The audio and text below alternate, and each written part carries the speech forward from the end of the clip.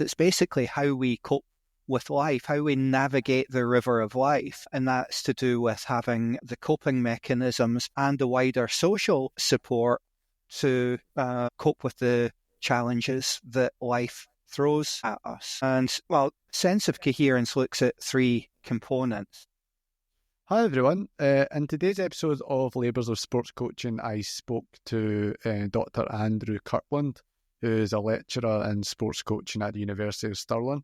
Today's topic was based on a recent book chapter that Andrew contributed in his field as an academic and as someone who's a fairly accomplished coach developer, having spent many years working within British cycling. Andrew looks at a health-based approach to talent development, but not in a way that is overly safe, not in a way that's, in the sense that we're looking for excuses away from challenge, in a way that actually leans into challenge, but considers the wider life course that has led an athlete who is in front of you to be the way they are, and to use that both from the perspective of how we can look after what they lack, but also to offer a base point on which we can challenge them to push further, okay, in such a way that is truly transformational. So an amazing conversation, definitely one that gets you thinking hard, that isn't necessarily a how-to, but it is a why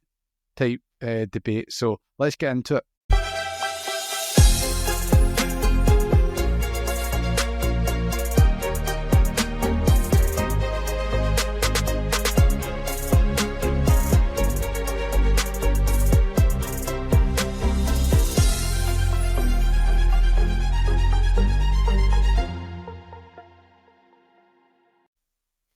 So, Andy, how are you? It's great to have you here.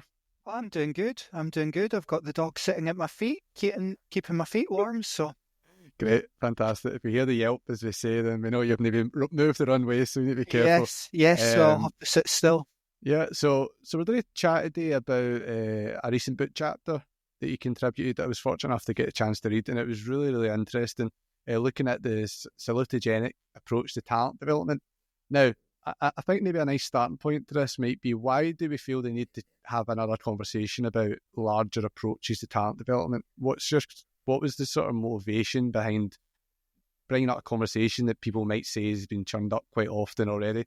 Well, I think that the central premise of the book was coming from the editors, Andy Borey and Emily Ryle, is that the systems to develop talent currently in the UK are not effective.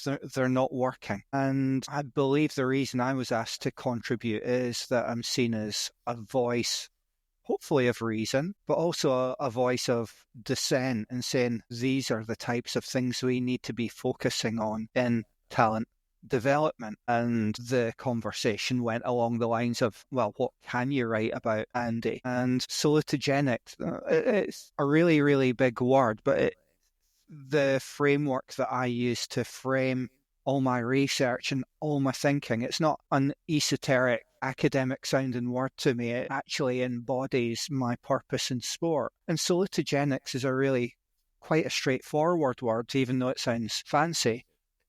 And it simply poses the question, what are the origins of health and what asks people healthy? And what we've typically got in sport at the moment is a pathogenic orientation in which there's a negativity bias. It's kind of, what do we do when things go wrong, or how do we prevent bad things from happening in sport? So this is reflected in the resources that are gone into safeguarding, how probably many coaches feel restricted by health and safety guidelines and such. And it's almost that there's an authoritative discourse and saying, this is the way you must coach. You must coach under these health and safety guidelines. Everyone must go on a safeguarding coach to prevent harm from happening. And of course, the audience will think, well, of course, these things are really, really important. So we don't want bad things to happen in sport. And I would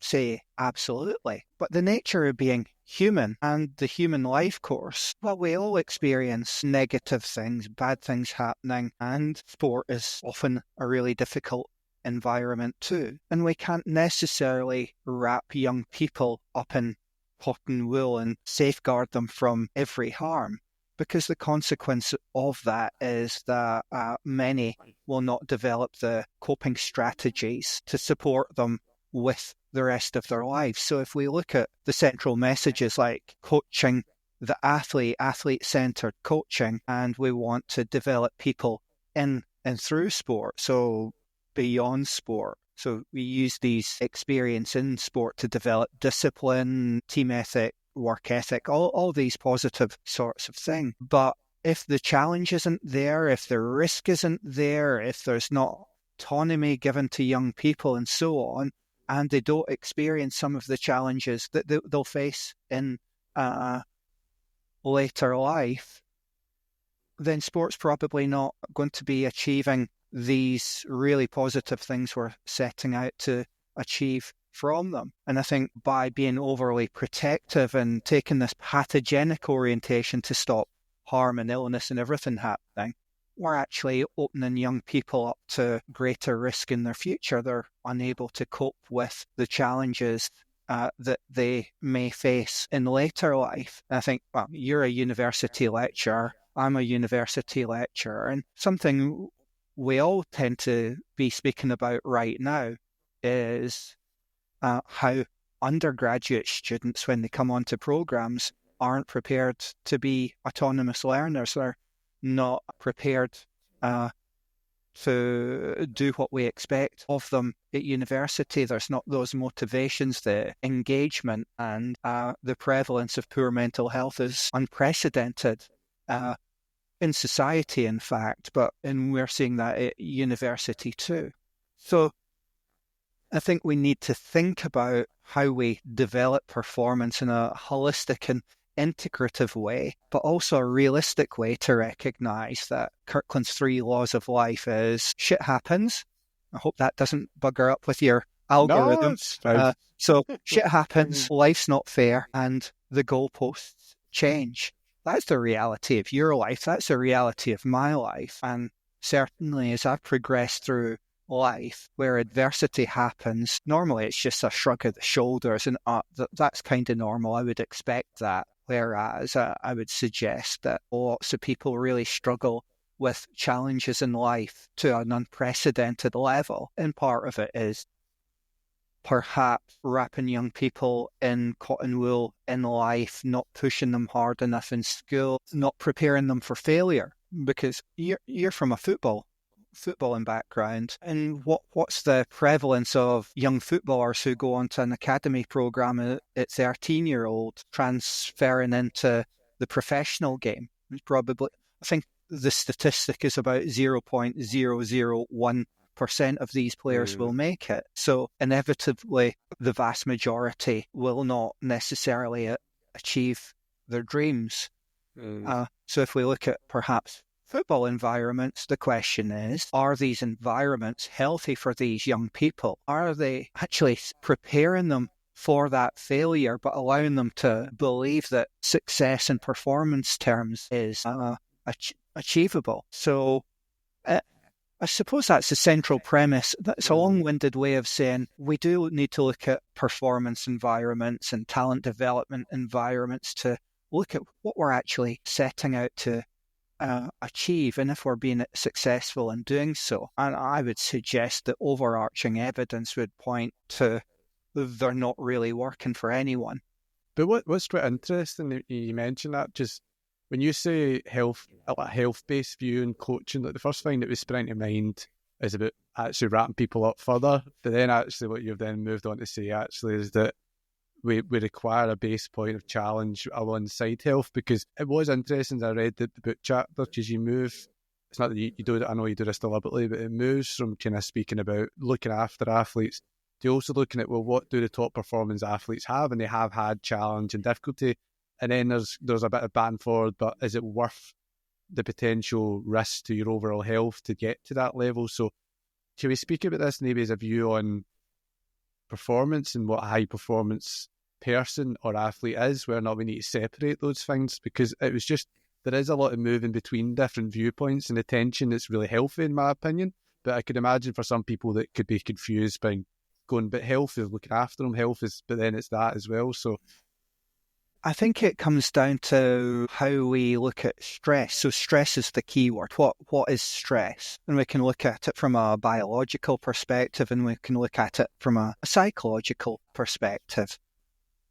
I would prefer to look at them together, as in we've got a bucket that holds the amount of stress we can cope with. Salutogenics talks about sense of coherence. It's basically how we cope with life, how we navigate the river of life. And that's to do with having the coping mechanisms and the wider social support to cope with the challenges that life throws at us. And, well, sense of coherence looks at three components. Manageability, so that would be ability to manage stress and the challenges that life throws at us. A really simplistic level, comprehensibility, how we understand the world, how we make sense of it, how we understand the environment we're in, and meaningfulness. So that's almost the motivational component. So what continues to motivate young people and even high performers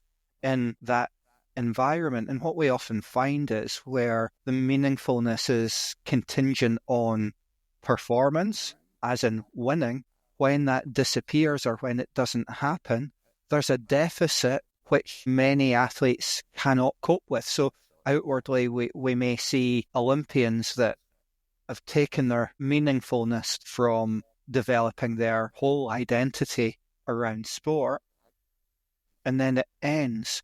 So what we tend not to talk about is what happens afterwards, or what's... Adam Peaty is a good example, who's talked about his mental health and saying, asking the question of himself, is it worth it? Do I want to continually keep on pushing this? Now, I don't know Adam from Adam. I don't know his story, but the question is that been a healthy environment for him, or could we take a fresh look at swimming environments and see, even for the likes of Olympic champions, can we make it a little bit better by focusing on what makes people healthy and then empowering them to deal with the wider stressors around life, especially if that meaning disappears through not being able to achieve performance success. So I want to come back to that. We'll stick on that as well. You've brought it up, because one of the things I was wanting to ask you around this was that it seemed like initially the conversation was set up about talent development in the context of youth athletes, but then I think that's quite a vivid example that you've just given there with Adam Peaty. And because I had the question, can a salutogenic approach still, can develop in a sense of cohesion and can doing these things from a health-based view? Is it too late for senior athletes to get the use out of this if you attribute so much importance to the life course and how that flows alongside, within the river analogy, perhaps alongside that the developing athlete? I wondered where we were there. It's a really good question, and when someone says it's a really good question, usually means they've not got an answer to. But it's just as interesting. It is an interesting question. I don't believe it is ever too late to support human beings in positive ways in their environment. I'm even thinking back, I need to be careful of what I say here to protect identities, but I was sitting in a changing room one afternoon and I was speaking with a multiple Olympic medal win champion, one of the top athletes we've had in the country, about a subject that we were both passionate in, and that was coffee. Because, I like my coffee and I like to speak about it. And one of the senior coaches came in and said, what's that got to do with performance? Why is that important? And because of the power dynamic there, I didn't tell him to get stuffed and tell him what I was actually thinking, because that would have been problematic. But the reality was that we should be encouraging athletes, regardless of what level they're at, is to develop an identity and develop meaningfulness in life through things that are not contingent on their performance on the world stage or even at the Undersons and Stenhousemuir. We need to set environments where we encourage people to do other things and develop meaning in life from other things outside of sport. So when the inevitable happens, which It happens to every athlete, whether they've been Olympic champion or maybe on the local football team or the local cycling team, is failure is inevitable for everyone, as is death. There's got to be something next. There's got to be greater meaning in life. So we need to think about that in terms of how we set up performance environments and talent environments. So building on that then, do we set up, is Salutogenic about reaction to adversity, or is it about preparing for success? I was trying to figure out when I was looking at this frame and how we can maybe orientate our thinking towards one way or another. Are we taking a positive view on things, and if it's health-based, is it about success, or is it actually about, as I say, building the resources so you maintain a self-cohesion across transitional moments, perhaps? And it could be both. I've seen two things, can be both, and I'm trying to avoid going into deeper philosophical underpinnings because I suppose you can have your cake and eat it. So you can develop a salutogenic environment but still have resources in place to deal with when things go wrong. It's a health-based model. It's not a sport-based model, and it's not been applied much in sport. So there's only about 2 papers being written on the subject. One was, I think, a German study, and it looked at the sense of coherence. So they measured sense of coherence quantitatively. That's a word I hate saying. Quantitatively is harder than salutogenics for me. Oh, I would argue against that one. So they measured sense of coherence quantitatively and found that a high sense of coherence was protective in terms of reducing prevalence of injury and such.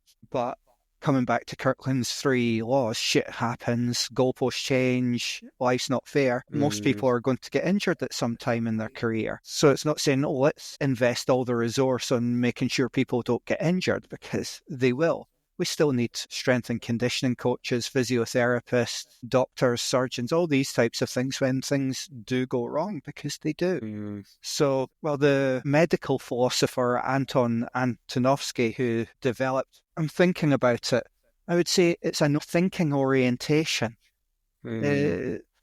We can call it a framework, but it's an orientation. It's a way of thinking.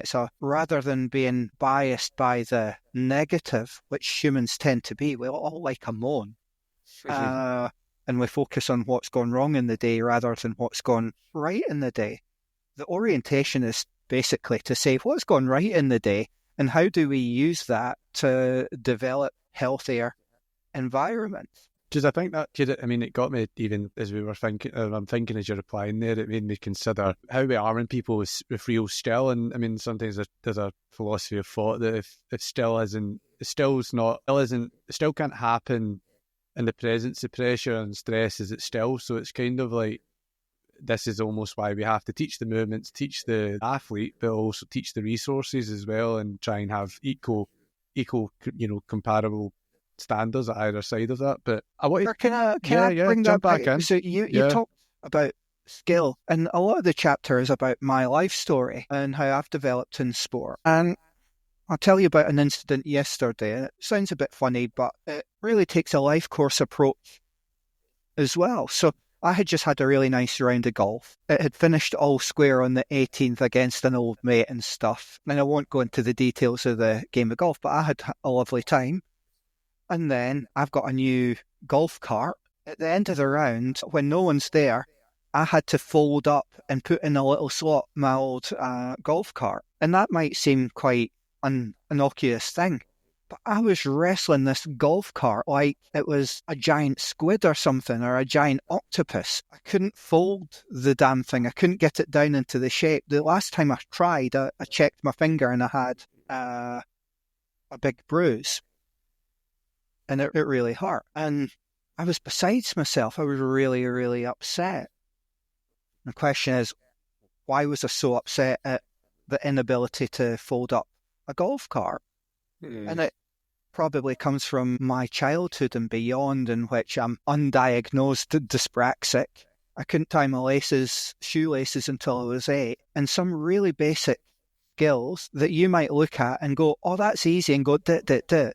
and watched the YouTube videos, and a guy did it in literally 10 seconds. It was 10 seconds and it was really easy. But I couldn't solve that puzzle.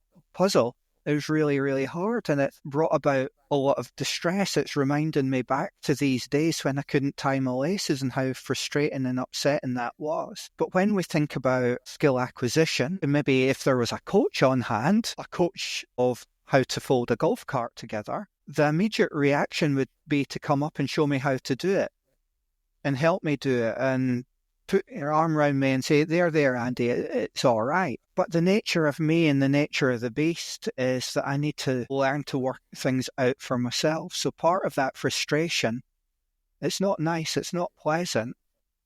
But I went away and watched the YouTube video 10 times, worked out a way that it will work, still struggling to picture it in my head because I don't see these things.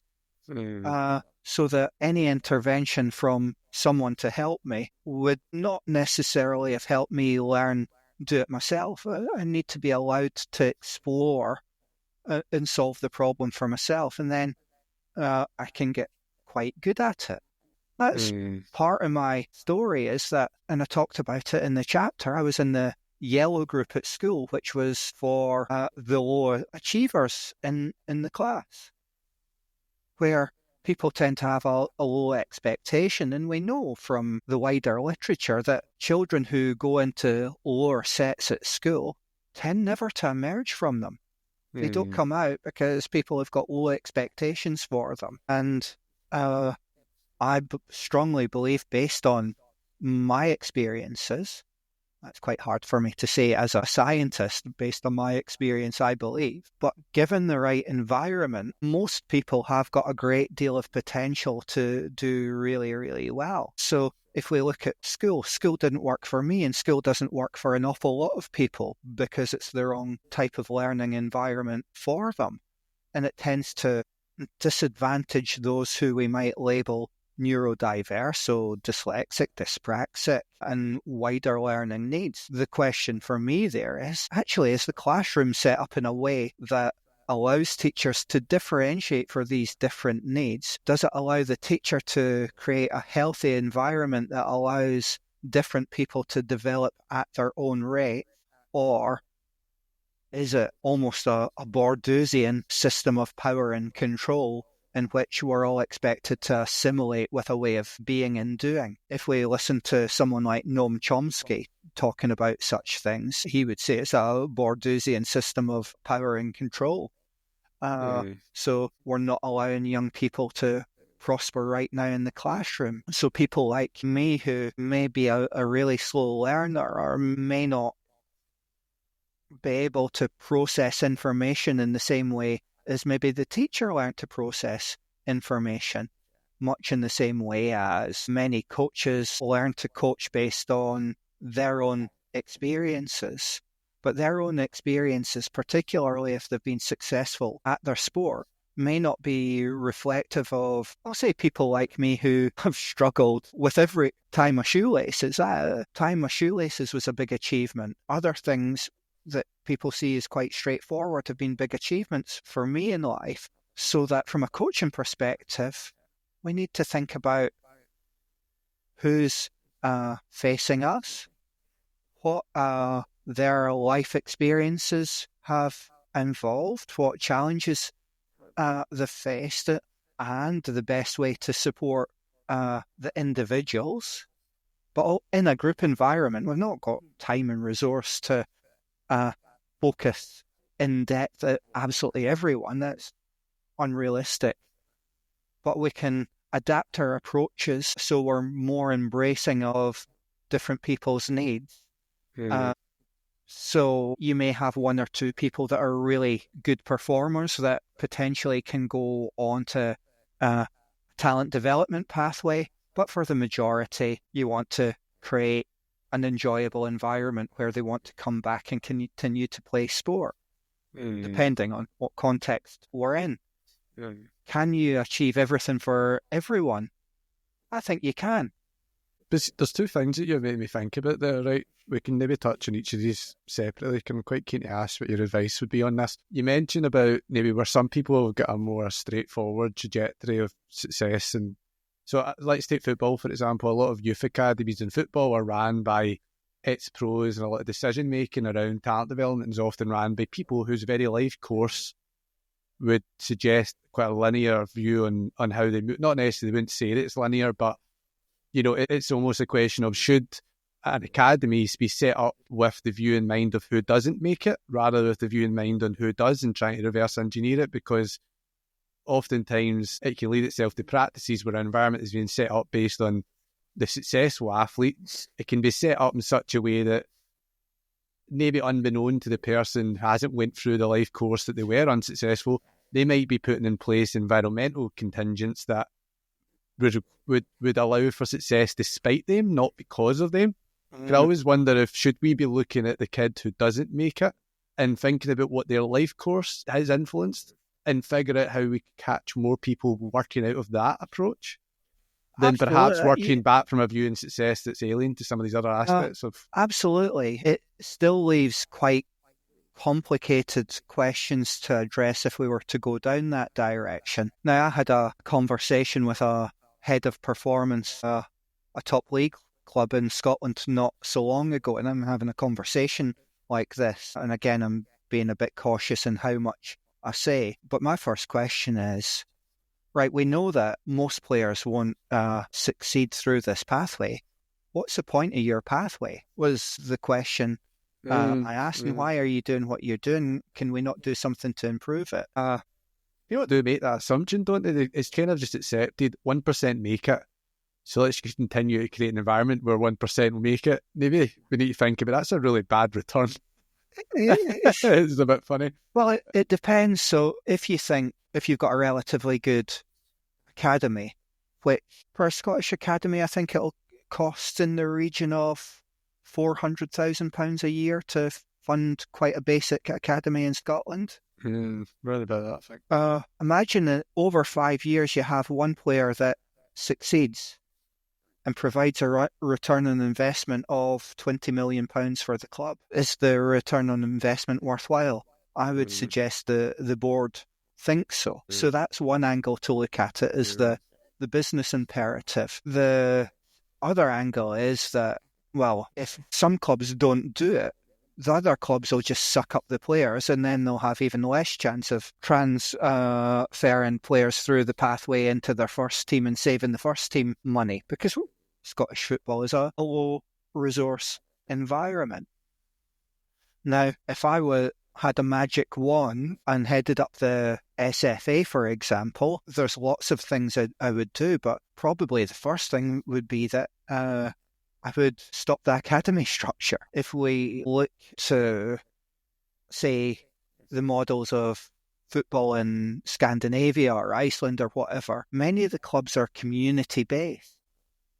If we think a typical young player in a football academy might have 90 minutes each way in a car to get to training, so as soon as training's finished, they're driven home again, which is pretty typical. And that often means that to be successful in football in Scotland, your parents need a car and they need the time to be able to drive their children to and from training.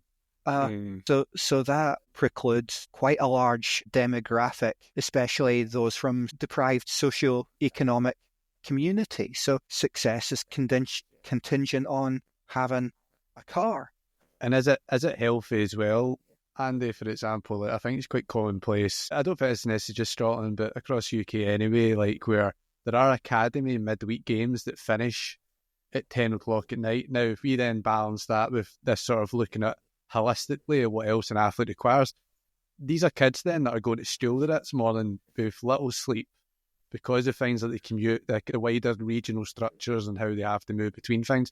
A salutogenic approach would say no to that then, wouldn't it? Because it seems to value that this does matter. Sleep for other activities matters, so we have to put that at the forefront. Absolutely, or to an extent, I would say if it's once a week, then that's probably fine.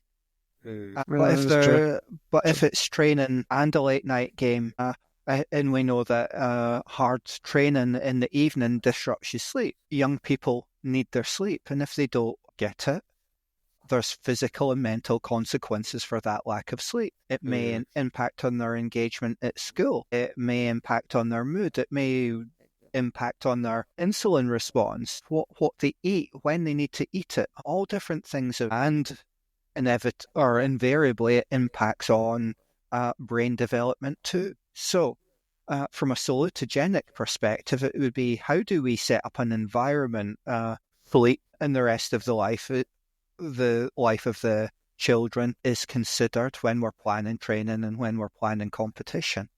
I think if we did so, we would have more effective and better players who are more up for what they're doing, who enjoy what they do more. Participation rates would go up and so on. The easy solution for me, and it's maybe a bit idealistic, is going back to the models of development which didn't really exist when I was younger, which is going back a while. But I'm from a town called Musselburgh, just outside Edinburgh. And we had Musselburgh, since we're talking about football, we had Musselburgh Windsor, where the better players in the town played. A lot of Musselburgh Windsor players went to play Scottish League football. They would, if they had done well there, they would go to Hutchie Vale and other top development clubs, and there would probably be a bloke who would drive a carload of them up to training, so that there was a real tight bond between the players that made those transitions too. Now, of course, there's risk involved in that too. All we need to do is look at what happened at Celtic and the safeguarding report from the SFA, what was it, 4 or 5 years ago? Pretty, what's the word I'm looking for? It wasn't pleasant to read, put it that way.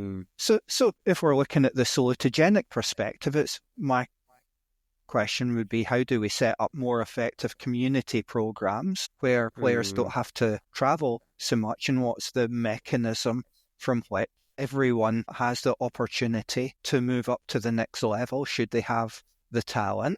But for those who enjoy the camaraderie, the developing the close friendships, all these types of things that are really important for youth sport, and that's where young people get their meaning from life. So if we bring it back to salutogenics, where does meaning come from? It comes from having tight social connections with your peers. That's a real teenage thing. It's really important to the development of teenagers, is that they have tight peer relationships. They're like bonds that you'll never form any other time in your life. There's exploration, there's risk-taking, there's all these things, the normal development of teenager, and we want to set environments where they can experience these things, make their own mistakes sometimes. And I don't think it's really surprising to say. Like, I mean, my own experience as well. Like, I went through academy systems, and I still to this day know that the best experience of my life was playing with my friends, and that was probably when my love for football was as intrinsic, as pure as it ever could be.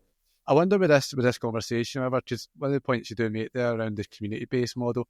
Like, it's a more radical view on how clubs could maybe, clubs with high reach and resource could outsource to a degree. Like Hutchie Vale probably is a feeder club for another professional club. People might go back and forward to then you might even say, why force players to play for Hibs to actually play at Hibs? Why not allow the players to play somewhere else in Edinburgh or somewhere in Dunfermline or somewhere? But then obviously some people will say, well, some clubs would need more help in order to monitor that. And then there's the whole, would everyone be of a certain level in order that we're still then challenging the more talented players? But then you could say if you share it around, you're going to get more talented players across this piece. Well, it's a funny one, just in terms of how you could stretch it. But I think where I would put a lot of resource into most developmental systems is supporting parents and parental education. So, as you said, your most positive experiences were playing with your mates. Now, where dad is saying, if dad is a Jambo or a Hibby or a Celtic fan or whatever, and his young lad or daughter gets the opportunity to play for Celtic, And when that's so intrinsic to the being of many people in central Scotland, is still football for quite a proportion of the community, then that pressure comes from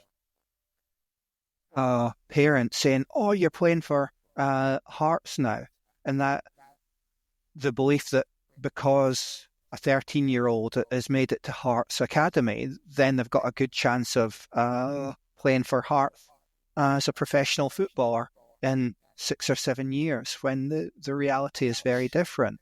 So that's where the finding the balance between idealism and realism is kind of, how do we manage parents in that environment? And if we've got, do we even want feeder clubs? We've got academy schools, and we do have feeder clubs now, but they go to the professional clubs should they reach a particular level. I would probably say there's no need for academy until someone's 16 or 17. And keep them in the feeder clubs, keep them, have strong community-based clubs with first, second and third teams.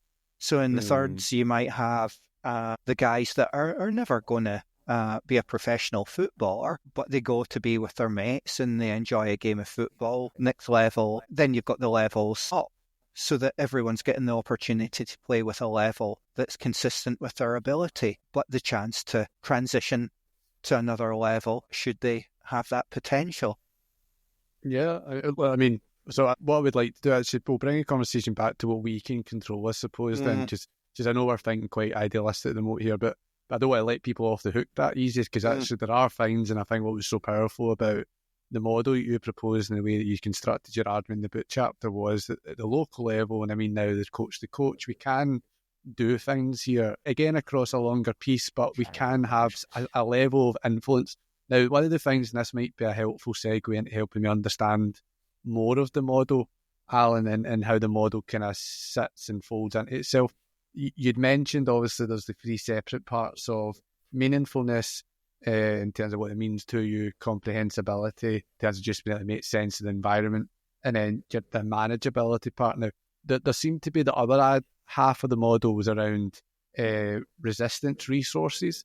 Now, about how we actually be able to then kind of either retain or equalise or equilibrium again where we're faced with issues. Now, the question I wanted to ask you was, because you spoke about the importance, with these things in mind, because you spoke about the importance of considering the life course of who's in front of us, do we actually, could we be counterproductive in how maybe the average coach might actually take on that advice? Because if you ask me to consider the life course someone, I would look back to the things that tell me about why they can't do something, which is important, maybe because of a history of this or that. But as a means of helping them cope in those challenging moments, should we not also be, as part of the sort of resistance resources, building out of the strengths that they've developed over the life course as well? Because I would wonder if we're trying to not be pathogenic and deficit viewing as a coach, and how we solve solutions, how we bring solutions about from resource, should we also have a strength-based approach? Well, absolutely. That's central to it. It's where people get their strength from, where they get their energy from. I think it is very difficult to move away from that negativity bias as well. I'm thinking of another example when I was working with a cycling coach in Manchester. So they were a community-based coach in Manchester.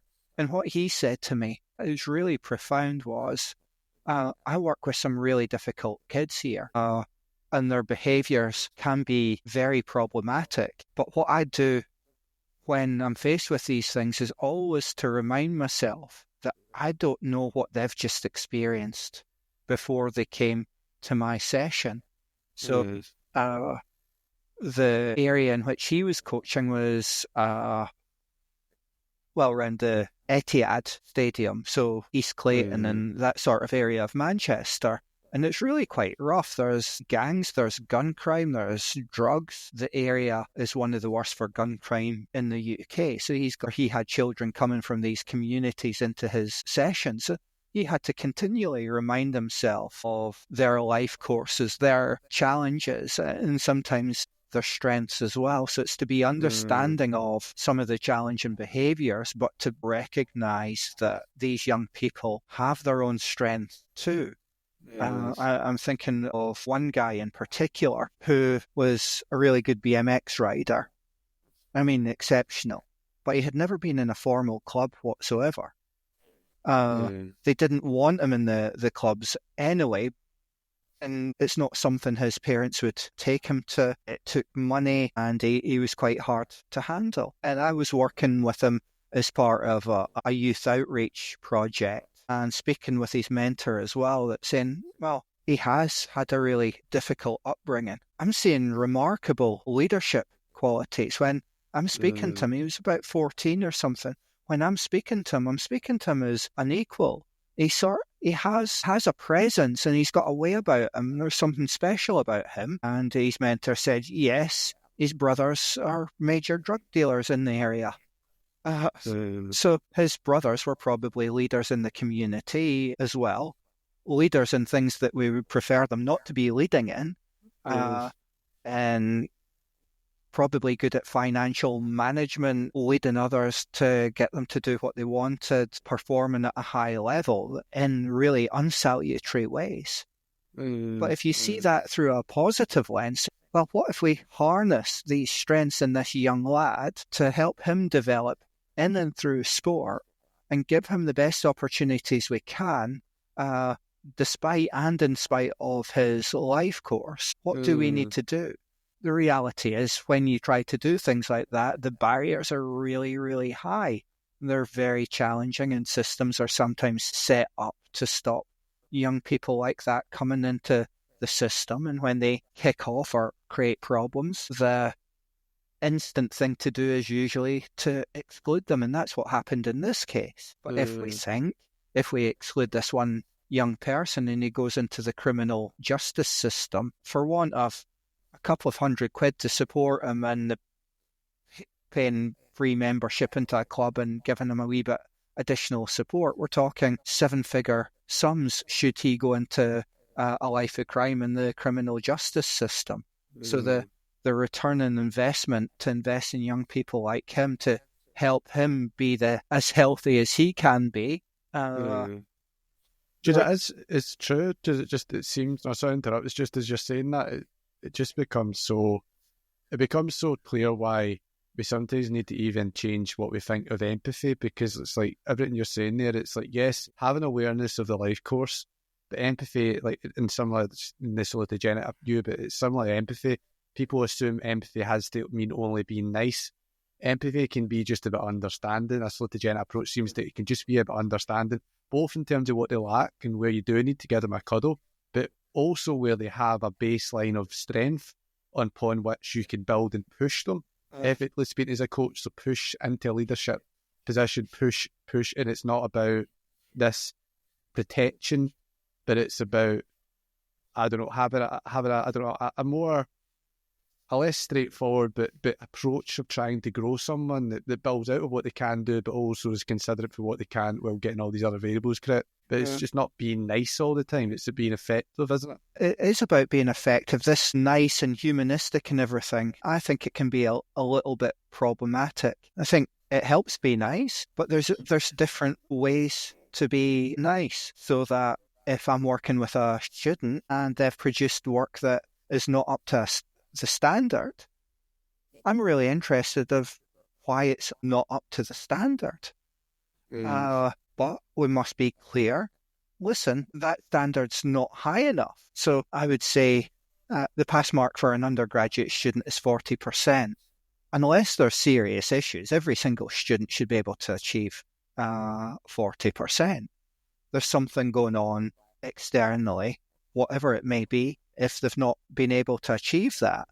But the reality is, if I was working with a young person in the workplace and they produced a bit of work that was 40% and I was their boss, I wouldn't be happy. I wouldn't be happy if it was 50%. I wouldn't be happy if it was 60%.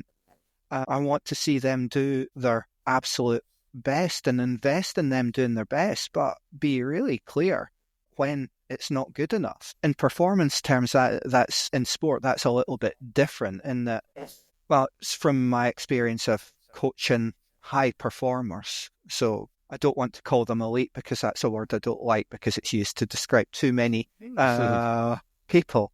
But tier 4 type athletes working on... I was going to ask if you and elite youth players, but maybe you can leave that one. Just don't. But say working with tier 4 athletes, so international level athletes. And at that level, I shouldn't need to be able to or have to motivate them to be their best. These foundations should be there to be their best. If that's deficit and they can't continually motivate themselves to be there, well, I'm not going to be angry at them. I'm not going to shout at them. I'm not going to say that's not good enough because they'll know it's the case. It's like in performance programs wielding big sticks and saying, you need to be better. Seriously? Part of if you want to do well in life, you've got to have a relatively good work ethic. I'm not of the school of saying you need to work your fingers to the bone because, again, that's not good for balance. It's not salutogenic. But you need a work ethic that allows you to perform to your best. You need that comprehensibility. You need the manageability. You need the meaningfulness. I've worked with athletes who have been on performance programs, so UK sport type performance programs, who have said, I've fallen out of love with sport. I don't like the environment I'm in. I don't enjoy going to training. And they may also have pressure from coaches or performance directors for underperforming. Question is that environment salutogenic? No, it's not. Any environment where someone loses their motivation and their meaning from what they do isn't an environment that allows someone to prosper and be their best. So does every environment, and they need, I wanted just to play devil's advocate here then, does every environment need to change necessarily to orientate towards someone else's life course, or is it actually more an argument of understanding the life course in order to help them assimilate to the environment?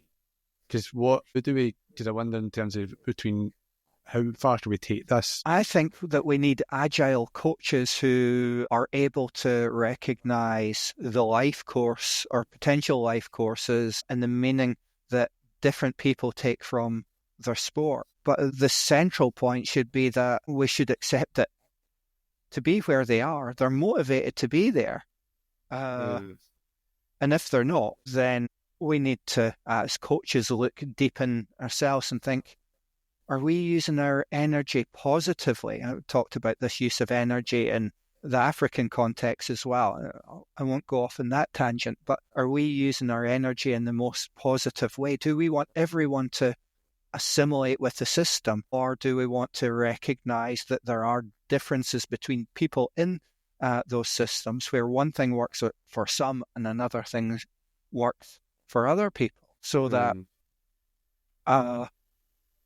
I've been lucky enough to work with some really good female athletes, high performers in multiple levels of life. And what's really important for many is to achieve away from sport, to have other interests away from sport. So I interviewed, as part of a research study that I've not got published yet, but I interviewed an an Olympic athlete who was full-time on a podium program, so full funding, and wasn't prospering. They had to fight for it, but they went to university to do a part-time teaching degree. So that gave them something else, a focus away from the sport to use their day for, to focus on becoming a teacher, which also meant practical experience in schools and such. And guess what? Their performance went up.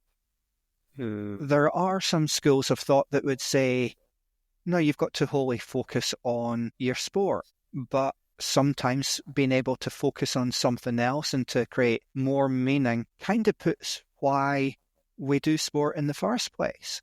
So it's been able to differentiate for these different needs. It's the same if we look at professional footballers. How many hours a week does a professional footballer train? I'm thinking 20 hours max. Does that seem fair? Maybe some might argue that they don't stop in it, but it's 24/7 profession mentally. But yeah, in terms of time in the training field, can imagine not much more than that, maybe. So that leaves an awful lot of the rest of the time where they're not doing anything.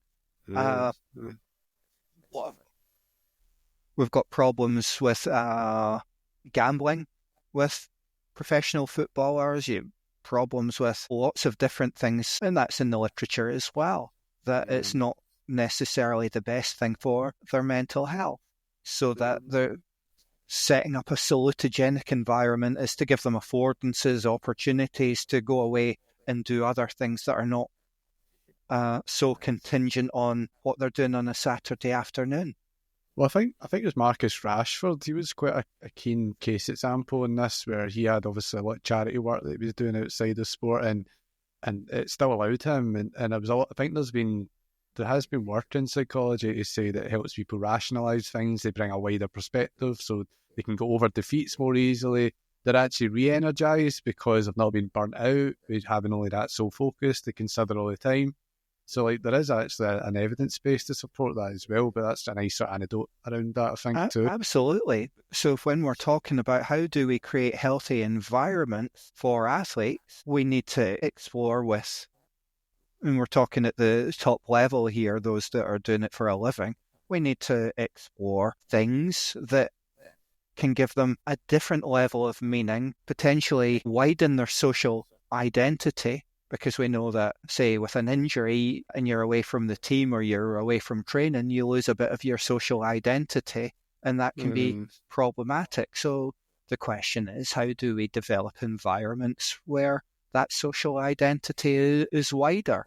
I'm not suggesting we've got all the answers even for a second. It's simply to pose these questions. It's to think, how is this reflected in the way I am as a coach? How's this reflected in what I ask athletes to do? How's it reflected in the messages I'm presenting? So one of the athletes I'm coaching just now, if she was to message me to say there was a girls' night out on Sunday, but there's a 5-hour bike ride prescribed for Sunday, well, my instantaneous, without even thinking, response would be, well, let's make that your day off then from training. There's nothing lost in terms of adaptation. It's when that's happening all the time. It might be an issue. So that's absolutely fine. It's kind of on Christmas Day. It's not prescribing training on Christmas Day.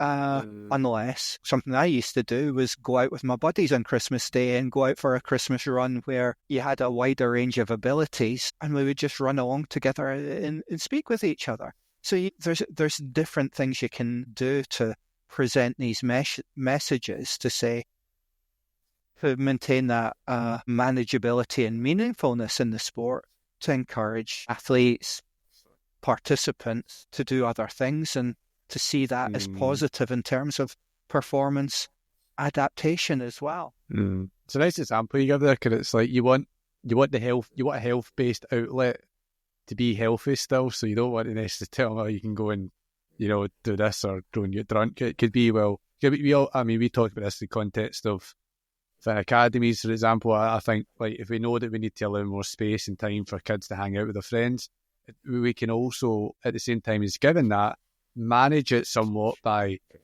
encouraging them to do activities that are more sensible than hanging about tunnels or go to the cinema. Actually encourage the community that they've got within a club perhaps to be further strengthened by going with your teammates to do things. So there can be ways in which we can still manage and maintain the aspect of what we think is really important for doing work in the environment, absolutely, but still have a wider appreciation for other needs. Or even at a session-based level, if what that many coaches are focused on, and they might not have that agency or autonomy to have that wider influence, because often coaching is episodic, that the group is parachuted into a session and then they're taken out, and the opportunities for the coaches to have meaningful dialogue with the players or the athletes or whatever is relatively limited. And that's the norm, I think, for most coaching environments, where it's easier, I suppose, if you're on a performance program or an academy program where there's time put aside for developmental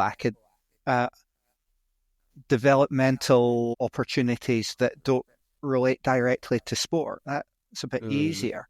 But that's not the case for most coaches. But I would say for a swimming coach, for example, if you've got a session that includes 10 times 100 meters freestyle with 10 seconds rest in between, how about making it 30 seconds rest in between, or having a block of 2 minutes in which, or it goes beyond the normal physiological recovery to allow the athletes to speak with each other at the end of the lane, to have a laugh, pull in a game, to have a game, something kind of like the traditional models of coaching, where you'll have a game of some sort at the end of the session.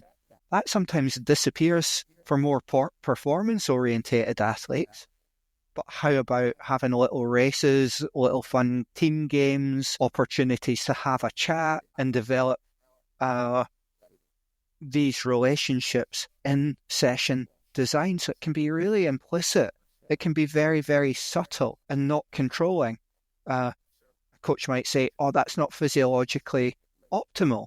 But if we think about stress is integrative, holistic, coming from social, psychological, physiological, so the biopsychosocial model, if these stresses are coming from all these areas, well, why do we not plan training in a biopsychosocial way where we're thinking about re-energizing people in each of these components? We're not thinking about it in terms of simply physiological adaptation or some sort of performance psychology in terms of focus. We just widen it to the social.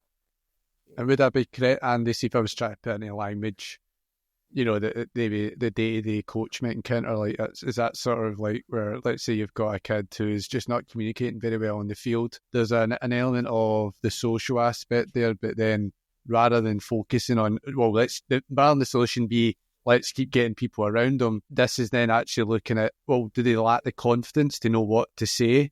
And biologically, are they at an age where there's different changes and to them hormonally that moods also? So we're trying to work out from meeting them, work out from another lens rather than try to work within the single lens as problem solving. Is that, the typical thing, or I just try to find how we could bracket the argument? Have you come across the book Teach Like a Champion by Doug Limov? I've heard though. I've not read it, Andy. No. Wait.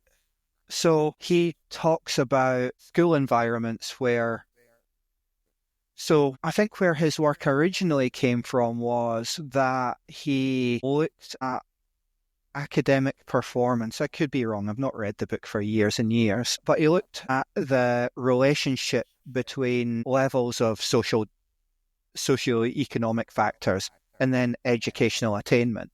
And what we see is in more prosperous environments, you tend to have higher academic achievement. What he did was not what many scientists do, is look for the line of best fit and then teach to the line of best fit, the norm. He looked at outliers. So where are the schools that are outperforming when they're in an area of high socioeconomic deprivation, for example? And what are they doing in those environments which are allowing young people to perform higher than would be expected of them? So why are they outliers? Yes. And what he was proposing was inherently salutogenic. And part of that was to have an expectation that everyone in the classroom must be involved, that not answering questions isn't an option. If you've got young people struggling to engage in communication, then you're buddying them up with someone who is pretty good at communication and getting buddies to help answer questions and such. So it's to say, right, there's no get out clause. You're going to be involved in this session whether you like it or not. I expect you to communicate, and I'm going to support you in communicating, and I'm going to use everything in my power to help you be a better communicator. So that's kind of the premise of what he wrote about. And I'm thinking about it in terms of another conversation I had with coaches when I worked at British Cycling. I suppose I can mention the rider. So Mark Cavendish is one well, probably he's won more Tour de France stages than anyone now, I think. One of the most successful bike riders in the UK. And Mark's probably a bit like me in that it's really hard to shut him up. You've seen me in meetings as well. So if someone asks a question, I'm first in and I want to go la la la la la la la, and I quite struggle with that. And then there's these other people sitting at the back of the room writing notes or whatever and not saying a word and never being involved. And what this coach said to me was that these silent people, those people that never put their hands up, they never volunteer to get involved in the conversations, are the ones who have sometimes got the most meaningful and insightful things to say. Therefore, to set a good environment, I want to know what they're thinking, what their recommendations are, and I will value that. So the simple intervention, which developed throughout the academy programs, and it was led by Tim Buckle, he had a no hands up rule in a group session. So the coach would ask someone specifically to answer a question and support them to answer the question they best can, but in a non-threatening way, because they've often got something meaningful to say. And then confidence builds over time. It's not an authoritarian, you must. It's more, right, I expect you to answer this question. There's no get out. You're not escaping from it, but it's not done in a threatening way. Yeah, so, I think that sounds more helpful, I would say, for coaches than the change everything about what you do, because this isn't about lowering standards then. This is just about being flexible, but still firm, but flexible in the way that you're allowing someone to meet those standards, and then, supporting them, again, thinking biopsychosocially about what's maybe an impediment to the progress towards that state. Is that correct? Absolutely. Yeah. Salutogenics isn't about this softly, how would I say, highly liberal way of doing stuff. It's just a realistic way of balancing the biopsychosocial stressors in the environment to allow people to adapt. Particularly when you mentioned that we're also looking at what biographical information can illuminate around the strengths of someone's character, and it's actually not about giving people excuses. It's actually also, it's about being aware of what they lack, but also reminding them of what they have. Because if anything, that's going to bridge the gap better, because it's actually less of an excuse and more, you can do it. You're just going to meet me in a different way, because have your own way of reaching that goal.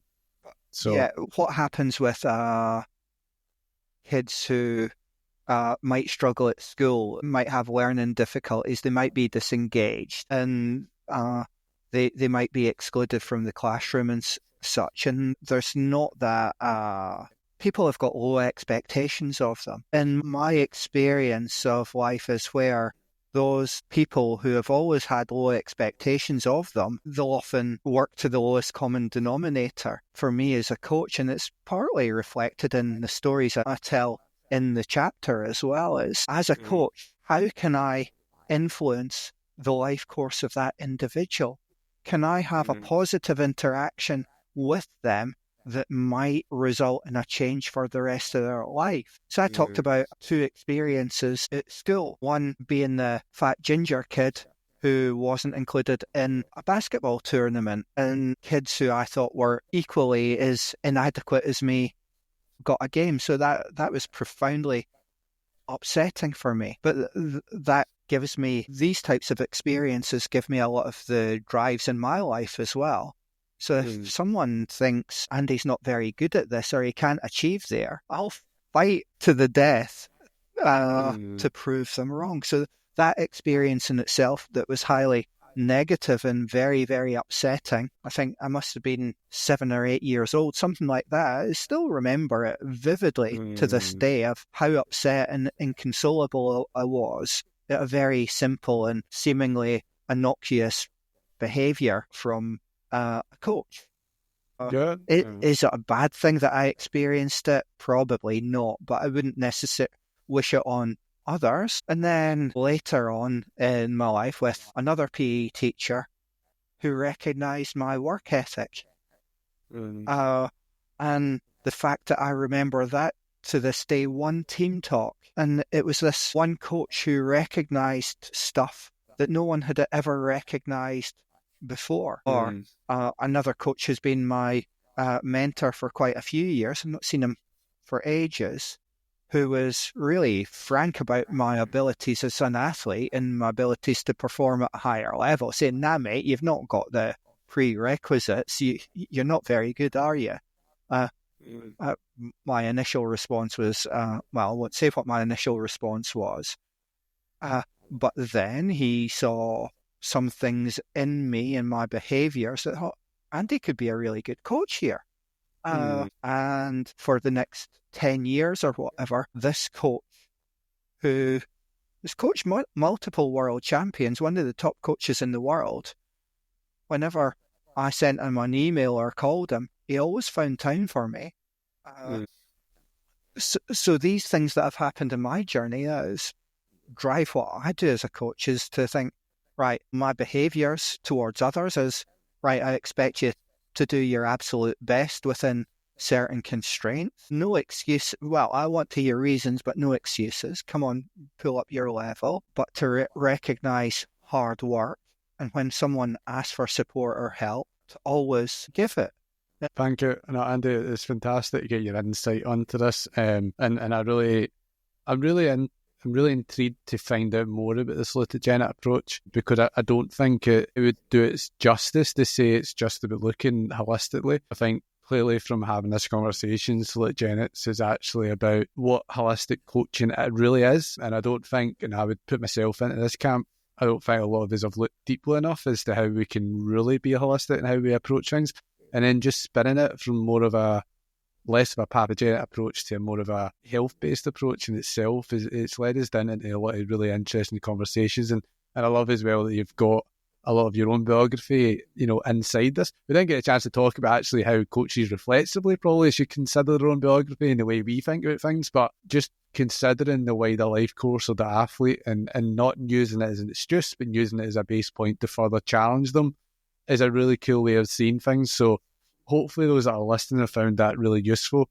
I would encourage you, and just to get a quick plug, what is the book again that the book chapter is part of? I've got this written down just in case I forgot. Yeah. So it's from Andy Borey and Emily Ryle, and it's called, and I'll read it verbatim, Reimagining Talent Development in Sport. And then it's got a subheading, Seeing a Different World. So I think that really captures it, is really for us to reimagine what we think effective talent development looks like.